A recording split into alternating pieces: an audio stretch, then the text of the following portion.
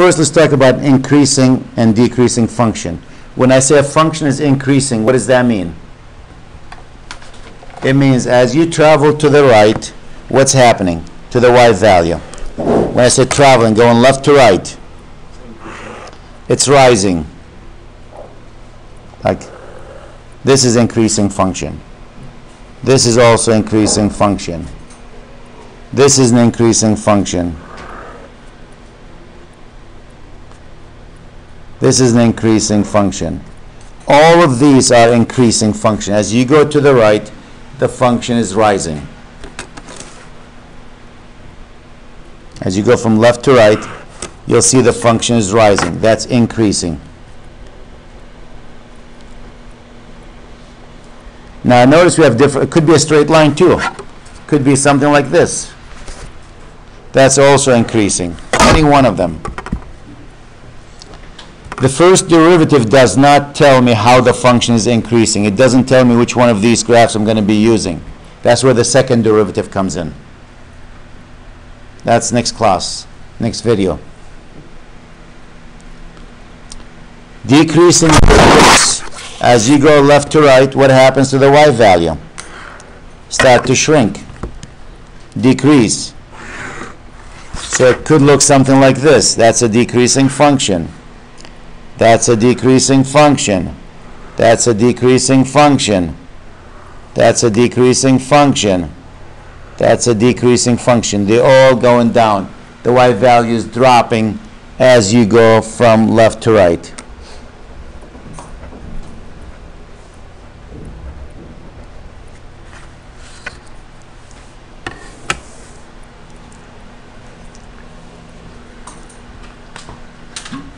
One of the applications for the first derivative, it tells you where the function is increasing and where the function is decreasing. It lets you know. So that's why we said, and the first derivative test. The first derivative tells us if the function is increasing and if the function is decreasing. Now, also tells us where the min and the max. Why? Because if your function was increasing, and it hits this point and suddenly start to decrease after that point. What do we know about that point when you look at it? It's probably going to be a local maximum. Could be a maximum value.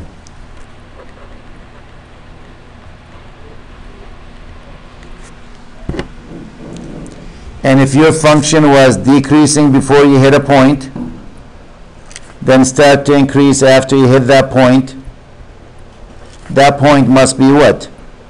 A min. I didn't say absolute, I didn't say relative, but it has to be a min point. So if you know if the function is increasing before the point, then decreasing after, you have a maximum value. If you know it's decreasing before the point, then increasing after that point, it's a minimum value. If we know it's increasing before the point, then increasing after the point, what is that point? Min or max? Yep.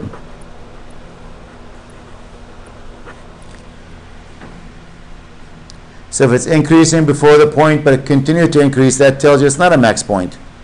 And vice versa. If it was decreasing then continued to decrease, that's not a min or max.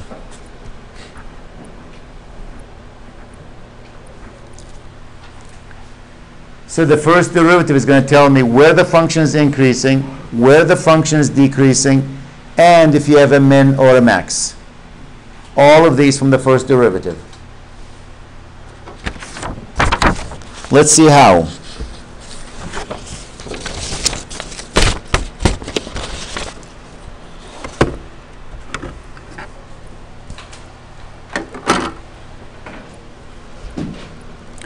If the first derivative is greater than 0,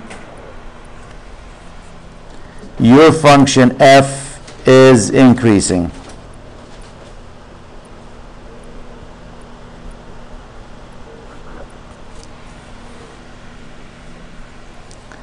If the derivative is less than 0, f is decreasing.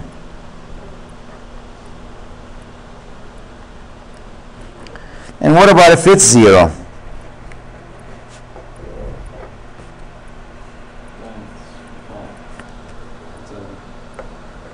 That's your possible, I said possible.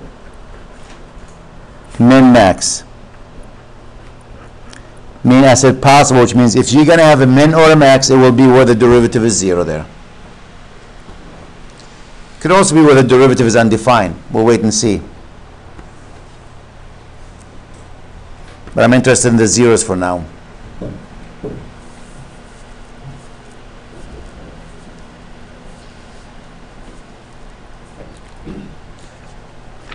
So let's take an example and see if we can get an idea what the graph might look like.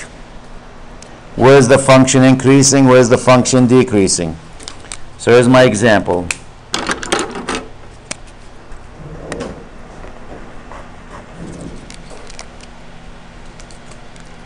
F of x equals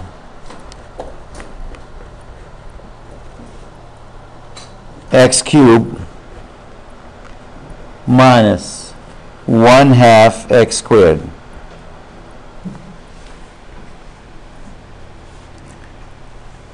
I need to find, find min max if you have them, find where the function is increasing, where the function is decreasing. Now I'm going to cheat already. I'm going to jump into the next page because that's what I'm going to be doing as the problem gets bigger. You're going to see me make a table here. Actually, a 2-layer table.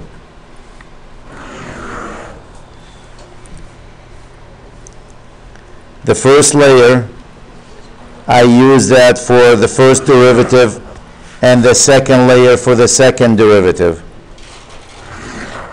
I'm going to summarize everything in that table. So the first layer for the first derivative, and I'm not really doing the second derivative today, but I just want you to practice.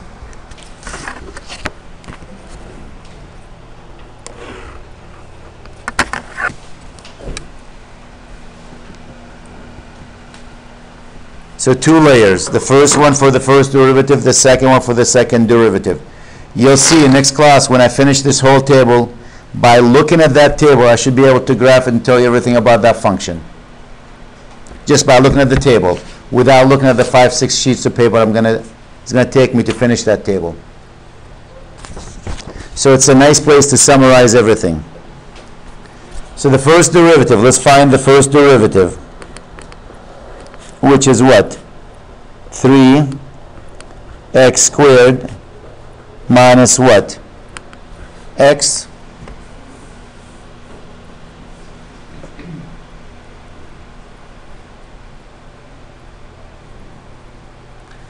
Let me make it a little bit easier. That's going to be ugly. I should have picked a different problem.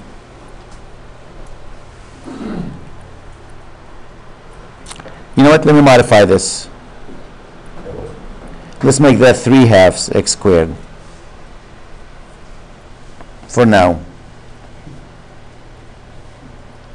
If you take the derivative of that, what are you going to have? 3x. Trying to avoid fractions for the first example.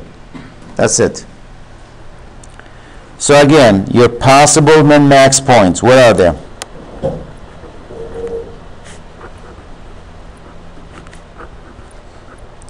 That's where the derivative is 0.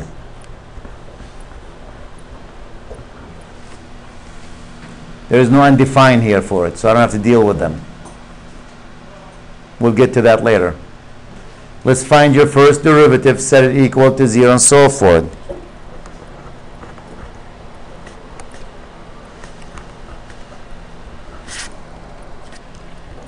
(3x) x minus 1 is equal to 0.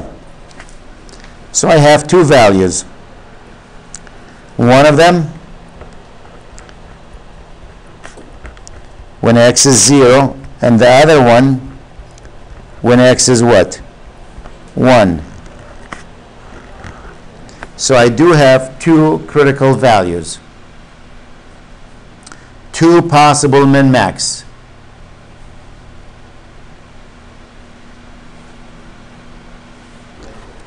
I'm going to go right here to my table now. Here's the 0. Put a 0 here. Put a 1 here. And I'm going to run a line through the first derivative. That's only for the first derivative. So I don't have to flip back and forth. Let me write the function and the derivative on this page. The function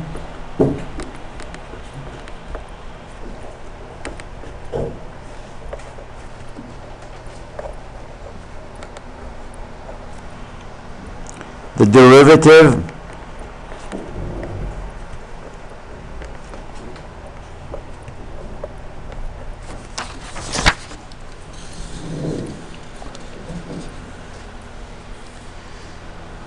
okay, when x is 0, what is the y value?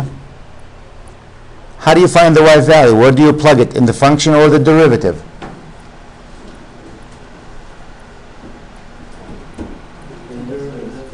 In the function. Oh, it doesn't matter. That's the y value. That's the derivative. That's the slope. So you plug into the original function right there. When x is 0, what do we have? 0 minus 0, which is 0. So mathematically, you're right. For the 0 it doesn't matter, but for the 1 it does matter. But the correct answer is the first one. When x is 1, what's the y value? 1 minus 3/2. Is that negative 1/2?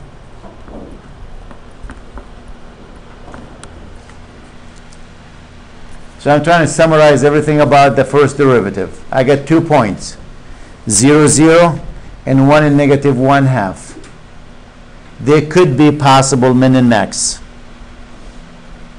Now what I'm going to do is take a test point in each one and test the derivative. So less than 0, what are we going to use? Negative 1. Between 0 and 1, what do you want to use? 0.5. More than the 1, maybe a 2. And now you want to test the derivative. What's the derivative at negative 1? Uh-oh, somebody's mad. 3 plus 3, which is what? All I care is a positive or a negative?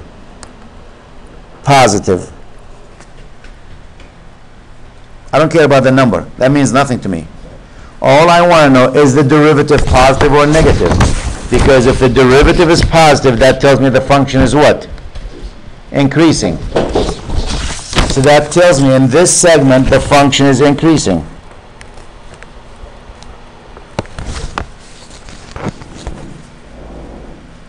Let's look at the half. When it's a half, half squared is what? 1/4. 1/4 times 3, that's 3/4. What's 3 times a half? 3/2. Again, all I care, positive or negative? Try again. Negative, right? That's 0.75, that's negative 1.5. That's a negative number. If it's negative, that tells me the function is what? Decreasing. So I know where the function is increasing so far, I know it's decreasing. That point is what? If it's going up, increasing, then start to decrease. Where's my picture? If the function increases before the point, then decreases after the point, that point is what? Maximum. So I know where the maximum now. This is a maximum. Now let's try it after this point, after the 1. I chose the 2. What's the derivative at 2? 4 times 3 is 12. Minus 6, positive or negative? Positive. That means what? Increasing. So let's look at this point. Before that point, the function was decreasing. It hits that point, start to increase. Decreasing, then increasing. That makes the point what? Minimum point.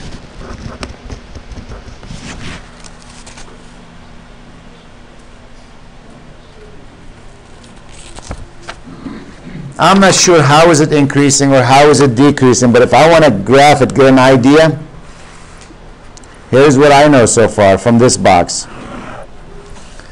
We have 0, 0, and that's the maximum value. It looks like this.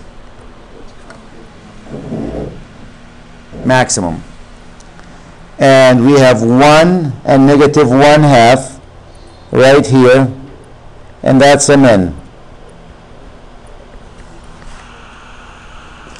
Before this point, the function was what? Increasing. It's going up, something like this. I don't know how it's going up, but it's going up. Then what happens between this point and that point? Start to decrease. And what happens after that point? Start to increase, something like that. Now I draw this like a straight line. I know it's not a straight line, but I can't show you that till we get to the second derivative. And that will tell us how it was coming. But if I graph it now, I have an idea the picture is going to look something like this. I'm almost positive it's going to look like that, unless I made a mistake.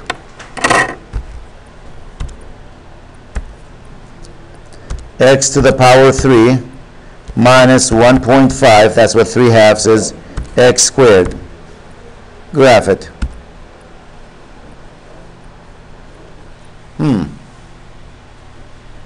Let me zoom in more on the y value.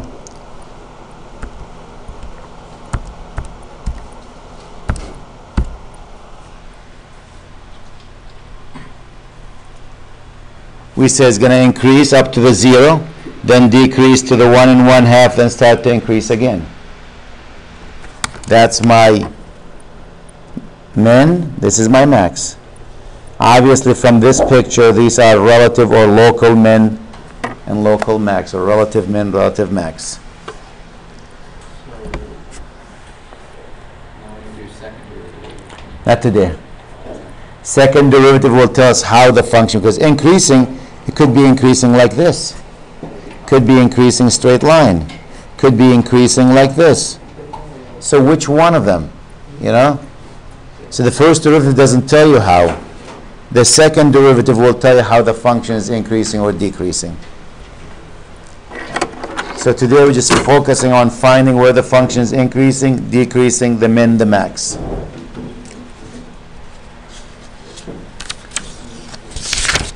Let me try another one.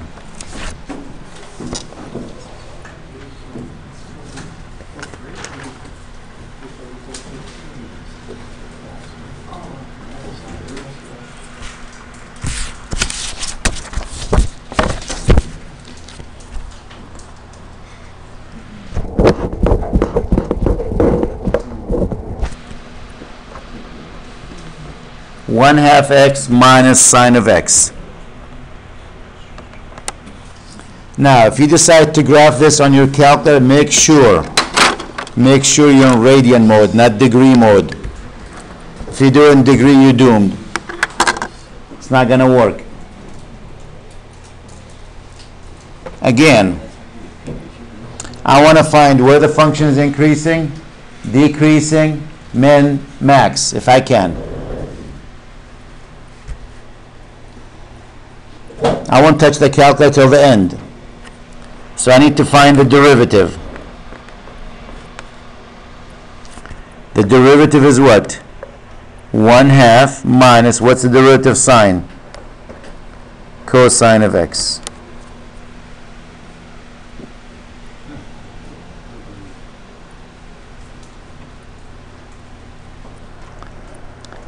Let's find possible min-max. That's the first step. Critical numbers, we call them. Again, those points where the derivative is 0. I didn't give you any fractions so far, so I'm not dealing with undefined. What'd you get, pi over 2, you said? No, not pi over 2. Pi over 3, right? So take the derivative and set it equal to 0. 1/2 equals cosine x.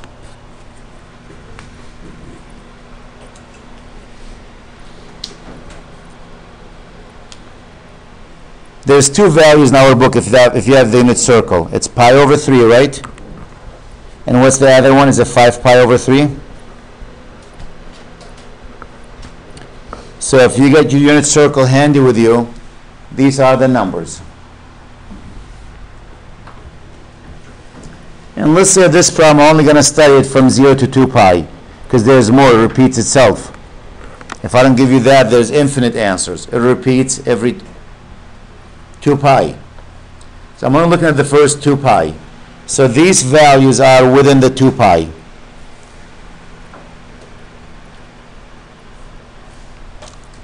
Again, I'm going to cheat here, jump to the next page, and do my table. The first derivative. The second derivative next class. Oh.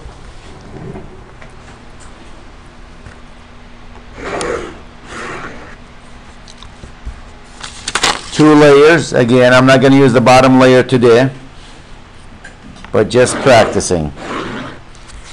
Here's f prime of x, the first layer. There's the second layer.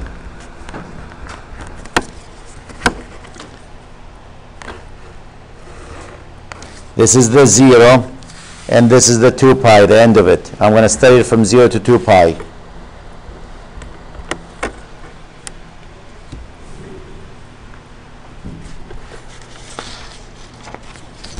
Remember, we found two values where the derivative is 0, pi over 3 and 5 pi over 3. Let's put them in. The pi over 3 is somewhere here.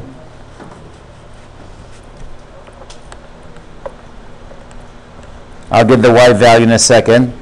And the other one, 5 pi over 3.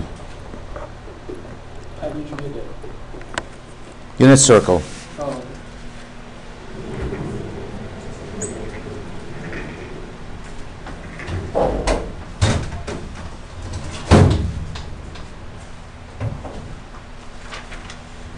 The question was, how'd you get these numbers? I said the cosine has to be 1/2. Where's the cosine 1/2? That's pi over 3. And the 5 pi over 3. Where's the 5 pi over 3? Down here.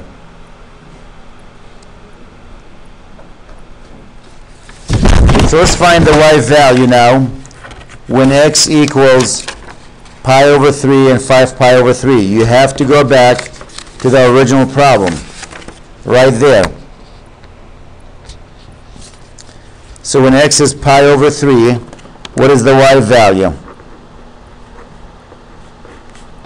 It's going to be 1/2 times pi over 3 minus sine pi over 3. This is pi over 6. And here's my unit circle. What is sine pi over 3? Square root of 3 over 2.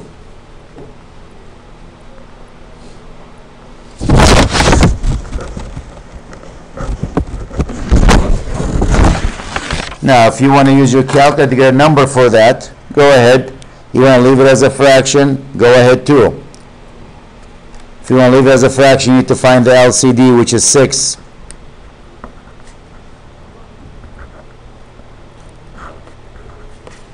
But to me, that means nothing.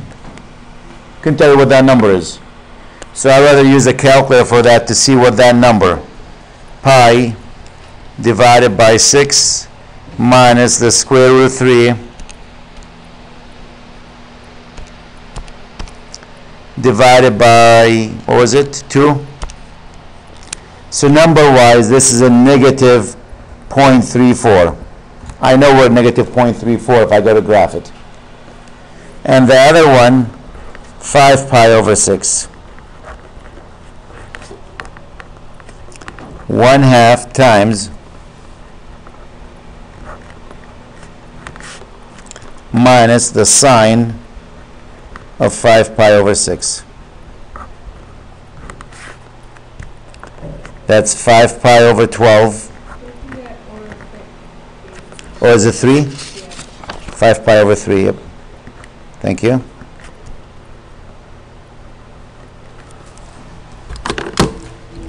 So it's 5 pi over 6 minus, what is sine 5 pi over 3? The sine.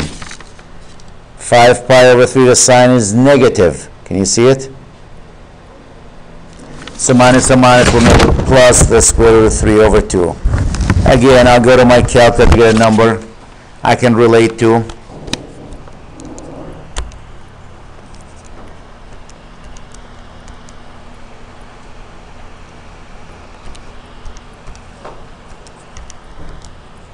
.48 positive.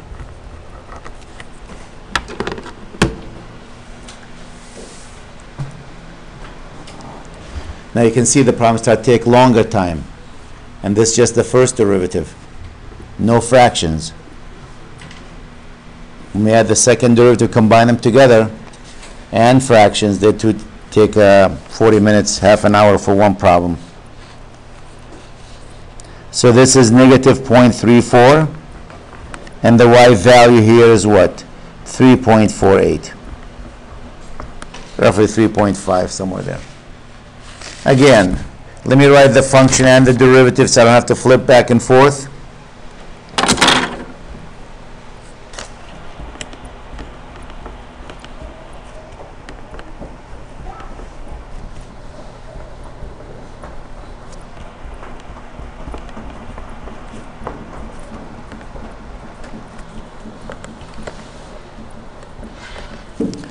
And we're going to test the derivative. I need to know whether the function is increasing or decreasing. Let's use less than pi over 3. What's less than pi over 3? Pi over 4. Between pi over 3 and 5 pi over 3. Should we use what? 4 pi over 3? 2 pi over 3? 3 pi over 3? How about a pi? That's 3 pi over 3. More than 5 pi over 3. Oh, I can't do 6 pi. Notice, I'm picking a number between 0 and pi over 3 for the first one. Any value between 0 and pi over 3. I chose pi over 4. The second value between pi over 3 and 5 pi over 3. That's right here. Any one of these numbers you can use. I chose the pi. Makes my life easy. Now the next number between 5 pi over 3 and 2 pi. So what do you want to use? 7 pi over 4? So 7 pi over 4. And what's the derivative? I got to find the derivative in each one. The derivative at pi over 4.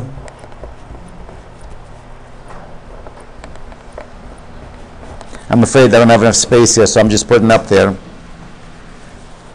It's going to be 1/2 minus cosine pi over 4. This is the pi over 4. What's the cosine? Square root of 2 over 2. That's 0.5 minus 0.7. Positive or negative? That's negative, right? The derivative here is negative. I just put negative signs, which tells me it's decreasing.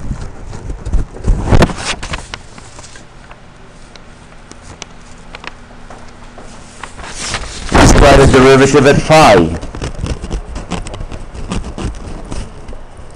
1/2 minus, what's cosine pi? Cosine is negative 1. Minus a minus, that's plus 1. That's positive.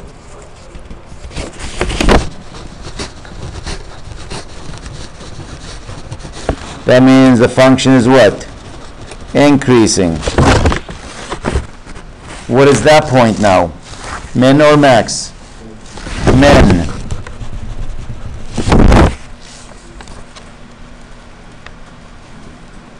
And let's try the 7 pi over 4.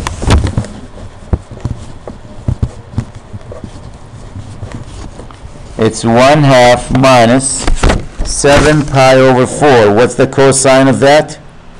The square root of 2 over 2. I know the square root of 2 is more than 1. So I know that's a negative number.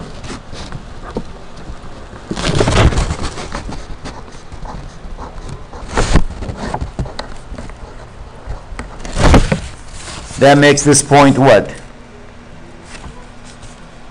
Min or max?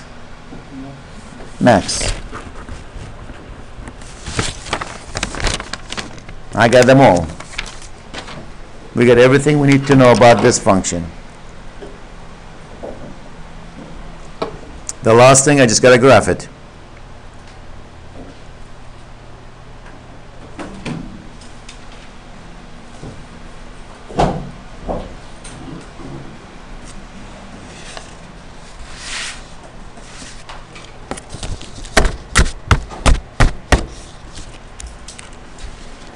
Now, the only thing I didn't do when x is 0, what is sine of 0, by the way?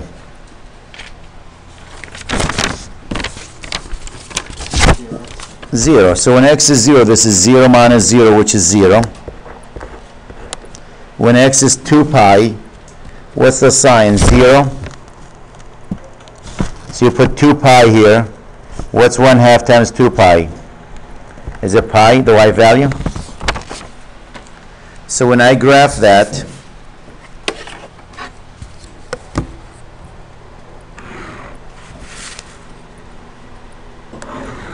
I'm starting from 0, 0. I'm going to 2 pi and pi. Somewhere here, the point. That's where x equals 2 pi, and the y value is pi. I have pi over 3 and negative number. This is pi somewhere, or 5 pi over 3. Here we go. Pi over 3. So there's a point that's a negative. I don't know why I made that a big dot. Should be just a little. Oh, there's the point, because it has a negative value. 5 pi over 3, somewhere here, closer to 2 pi. Oh, that's the 5 pi over 3. And what was the y value? 3 point something. 3.48. What's pi, by the way? 3.14, right? So this is higher than that even.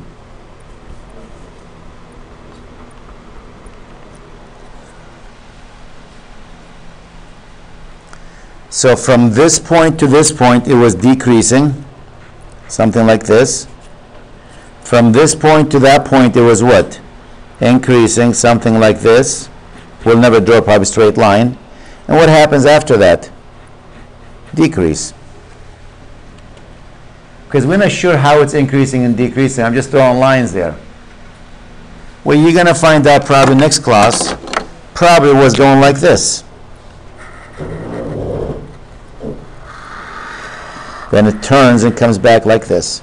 It changes in his mind, the way it was concave. But the graph is going to look something similar to this.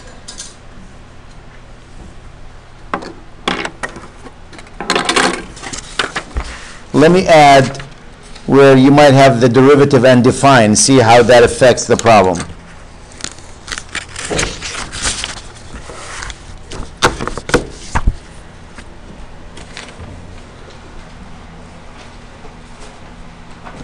How about this problem?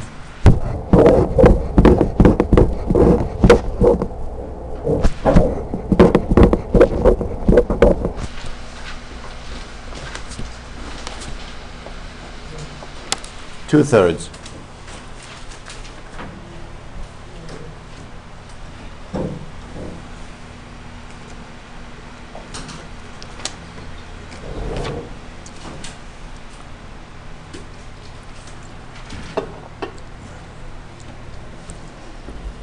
Again, the first step, I'm going to find the derivative. And now we have to clean that derivative. We can't leave it messy. That'll be what? 2/3 times x squared minus 4 to what power? Negative 1/3. Are we done with the derivative? Times the derivative, what's on the inside, which is what? 2x. So if I clean that, that'll be 4x over 3 times the cube root, or x squared minus 4 to the 1/3.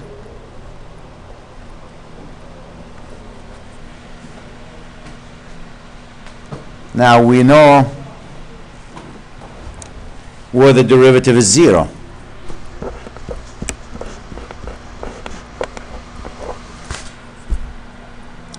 Or where the derivative is 0 is where the top is 0 when you have a fraction.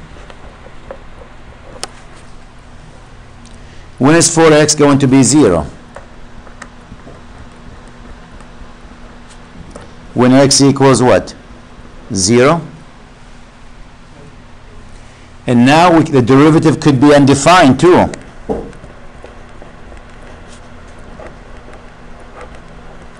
And define, that's when the bottom is 0.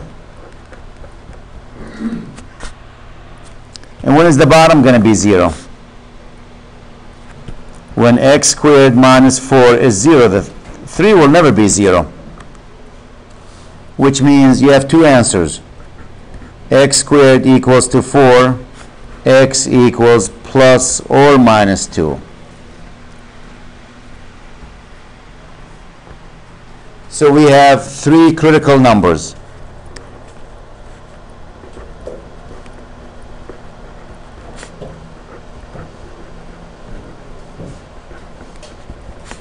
-2, 0, and 2.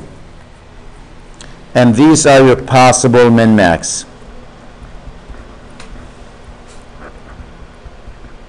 Not just where the derivative is 0, where the derivative is 0 and also where the derivative is undefined. The previous two examples, there was no undefined. I didn't have to deal with it. Bless you. Bless you. So I got to go back and make my table now. Again, I'm wasting paper by putting the second derivative. That's okay. I can live with it. Go back to them next week. Probably do different ones. I get bored with them quickly. And we'll do the first derivative. And there's the second derivative.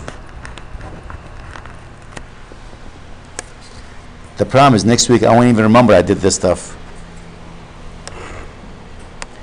So now we got three values to break the first derivative into. We got the -2, we got the 0, and we got the 2.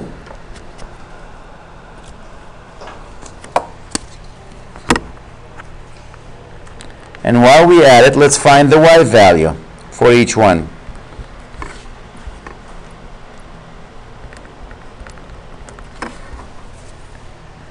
So I can put it right next to it.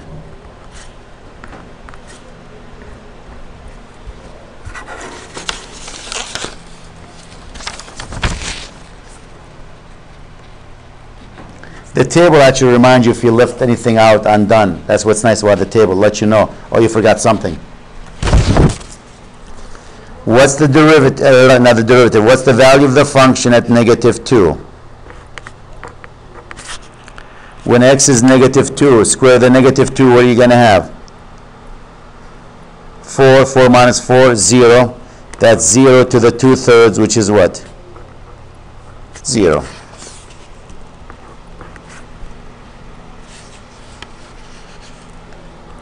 When x is 0,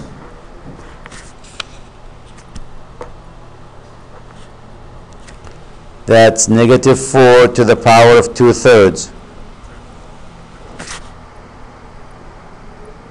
There's an answer to that, by the way, because that's the cube root. So if you take your calculator out and you go in parentheses, you have to use parentheses here, -4 to the power of, in parentheses again, 2/3.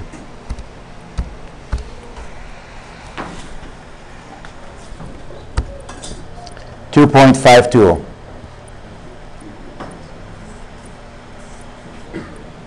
It's the cube root of -4 squared, the cube root of 16. That's what you have, which is 2.5. And what's f of 2? 0 to the 2/3, which is 0.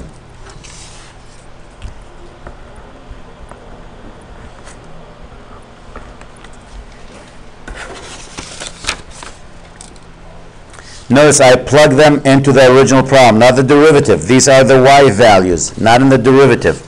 The derivative is inside the box. So now again, I don't have to flip back and forth. I'll rewrite both problems here, the function and the derivative.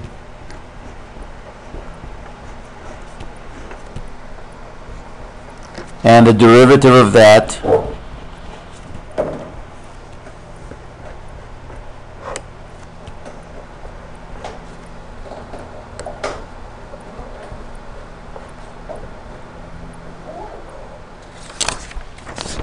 and let's take a test value for each one of these segments. I'll use the -3. I'll use a -1. I'll use a 1. I'll use a 4. I'm taking a test point in each one of these segments. All I need to know is the derivative positive or negative. I could care less what that number is. So -3.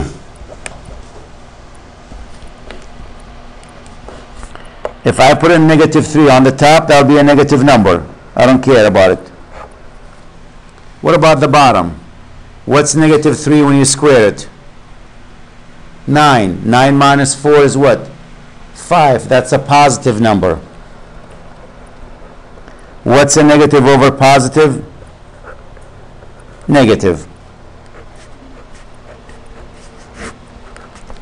Decreasing.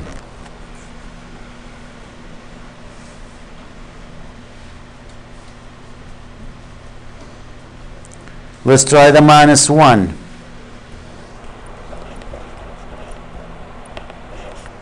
4 times the -1, it's a negative number on the top. The bottom, that's going to be a negative number. Take the cube root, still negative, times 3, still negative.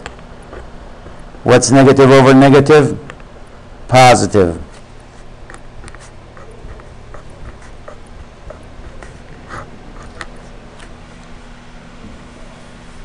That's a min.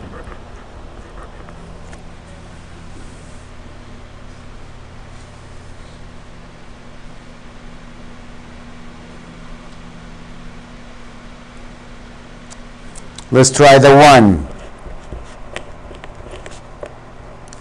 The top, 4 times 1, which is positive. The bottom, negative. What's the positive over negative? Negative. Decreasing. That's a max.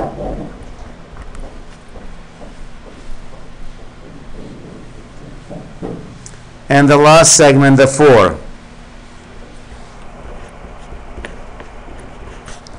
Positive over positive, which is what? Positive.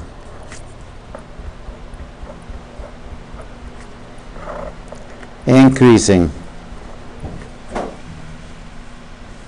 Now I know some of you going, oh, I see. If we start decreasing, alternate. A lot of times, yes, but when we start putting fractions there, don't go by that. I can give you one, it's not even a fraction. It doesn't go increasing, decreasing. Simple one, like x cubed. It goes increasing, increasing. Immediately. Yep. Before the 0 and after the 0. It's increasing and increasing. So it's not always increasing, decreasing, increasing, decreasing, or decreasing, increasing, repeat. It doesn't work that way. So take that extra minute, spend the time, and get the answer right. Really, x cubed is a perfect example for that. Short one, the derivative of 3x squared, started equal to 0 at 0. It's positive before the 0, it's positive after the 0. It's always increasing. Now if I go to graph that, just to get an idea, -2 and 0, that's right here, that's what? A min point? 0 and 2.5, that's a max. It looks like this. 2 and 0, that's a min point.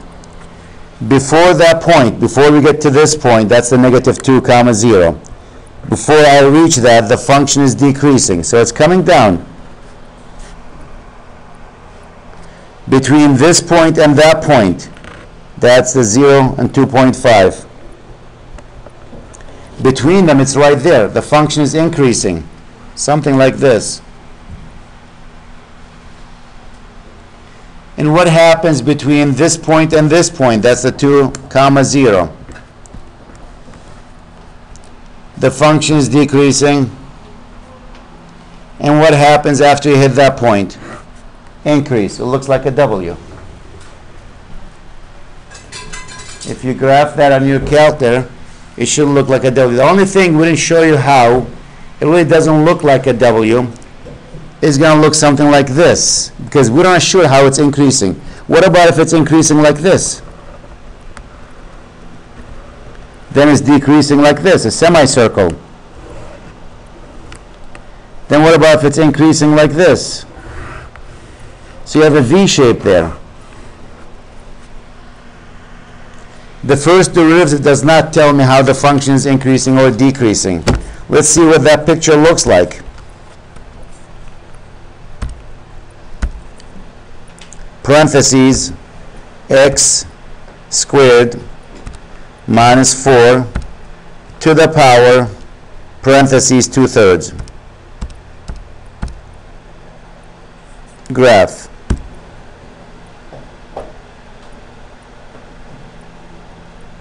Oh, nothing happened here. Let me look at my window. I should be okay. Let me look back at my function. Maybe I didn't hit enter after that. Oh, that's 4 instead of x.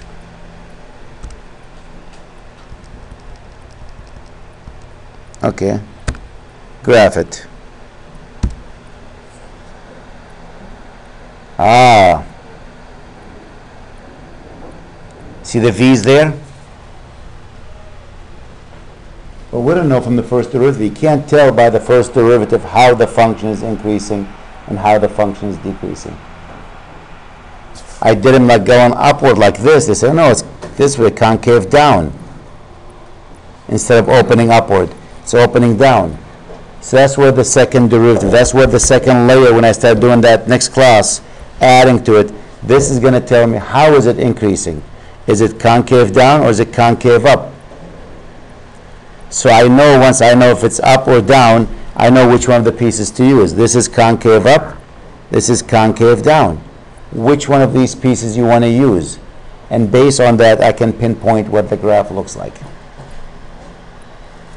But we have to wait on that till next class.